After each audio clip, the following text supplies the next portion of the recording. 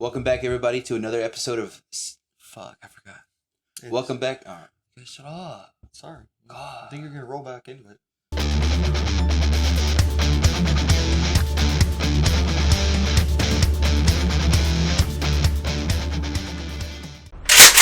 Welcome back, everybody, to another episode of Self-Defense Saturdays. I'm Tyler. And I'm Chris. Chris is going to give us a story coming out of Tampa, our home city. The story is actually a couple months old, I think it is. Mm-hmm. But the verdict has just currently come out, so we're going to give y'all what's up. Yeah, so this story came out in February 28th is when the actual incident happened. But like he said, there was a whole investigation going on. So they went ahead and came down to a verdict. And that's why we're bringing you the story, because the victim in this, the person who shot somebody else, actually came out to be innocent. So, the following incident took place on February 28th outside of a Tampa, Florida restaurant. Thanks to security cameras, investigators were able to corroborate with the victim's story and rule the shooting as justified. According to the state attorney's office, the victim and his girlfriend were inside the restaurant when he and another man got into an argument. This caused another man and his two friends to get involved. The three men crowded the victim until he left the restaurant and walked to his car. While he was gone, one of the men was seen grabbing on camera a butter knife and a glass. When he returned to the restaurant, the man initially got into an argument and punched him in the head.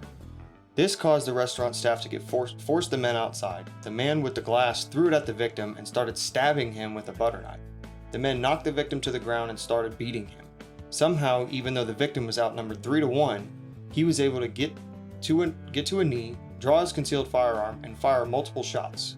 One of the shots struck one of the attackers in the head, killing him.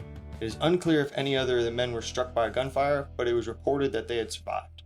The victim fled the scene, fearing for his safety, but shortly returned and cooperated with the police. He surrendered his firearm to the police, which he was legally able to carry since he had a concealed weapons permit. After an extensive review of the case, the state attorneys determined that the victim acted in self-defense. Wow, there's kind of a lot to unpack right there. One of the things that jumped out to me right off the top was it said that the men had crowded him and he had left the restaurant and went to his vehicle. There was obviously an altercation. Things were obviously not going in a pleasant way that evening. But it did say that he was there with his girlfriend, so maybe she was there still at the table or something. I don't know. It kind of sounds like, now that I know the end of the story, it kind of sounds like he went to his car and got his pistol. That being said, when he came back and you're outnumbered 3-1, I really don't know what I would do in that situation where you're getting ganged up on and you're probably going to lose 3-1, you know. Once you get to that point where you're on the ground and they got you, and like my biggest fear is to be kicked in the head over and over after I've been knocked out, okay? Like if we're men and you knock me out, okay, we won. As soon as I wake up, I'm gonna shake your hand and probably say sorry for whatever I did to make you beat me up. But when somebody's unconscious and somebody's just gonna keep kicking them and stuff like that, that's a fear of mine. So I think if I was to get to that point, I think I would have probably drawn my pistol and shot as well. Yeah, for sure. So actually, below the story, there's some comments made it, and they made the comment about they're wondering if that happened. So there's no clear evidence whether he had his pistol on him the whole time or if he went to go get the pistol from his car and then went back into the restaurant. But it was made clear that his girlfriend was still inside of the restaurant when he was forced outside by the men and went to his vehicle. So they were and at the same time, when the restaurant management and the employees got involved and had to force them out of the building, his girlfriend was not technically forced out of the building.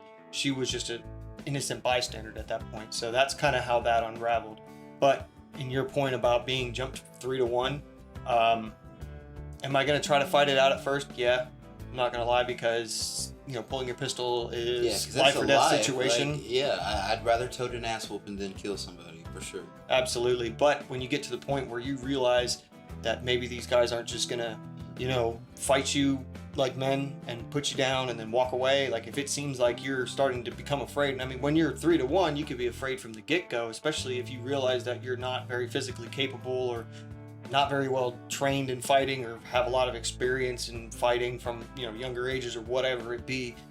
I could very well understand somebody fearing their life when they start getting beaten up by 3 people. Absolutely. And I'm glad it was justified, and I'm glad that they came out that he used his weapon in an act of self-defense, justified by the law.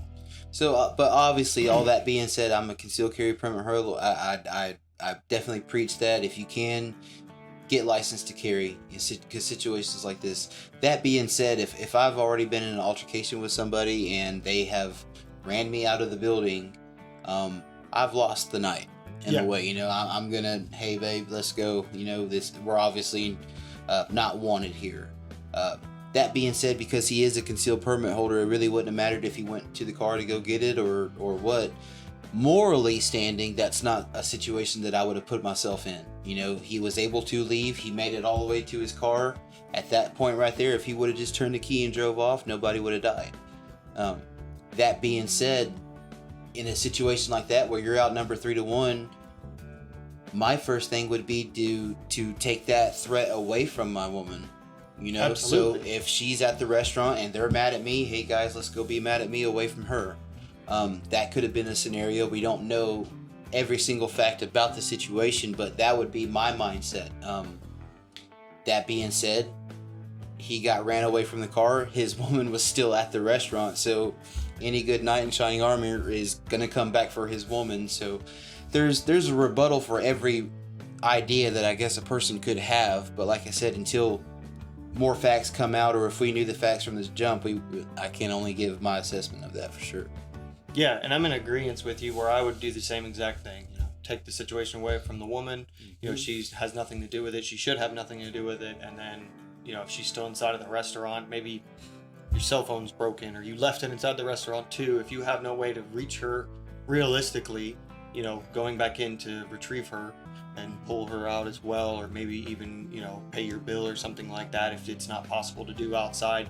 You know, those are different situations, but I would have gone back into the restaurant with the management and employees understanding the situation and saying, hey, can you go to my table, grab my girlfriend, and can we clear my debt to you, you know, away from the situation. Right. So there's probably some elements in there where definitely probably could have been avoided. Now that's on your own personal opinions and what you like to do with the situations, but at the same time, what is preached and told multiple times whenever you get your concealed carry permit is to avoid all conflict when all possible. And using a firearm is last-ditch effort. And he kind of worked his way to that point where he had to use it. There's definitely steps he could have took, but you know, it is what it is. And this man was found innocent. So there is one more point that I want to make. For people who are under the impression that a glass or a butterfly or a butter knife is not a lethal weapon, this table is not inherently dangerous until I shove it in your face. Everything is a weapon. Anything can be used as a weapon. Anything that has leverage over your own physical, what you can produce, is a weapon.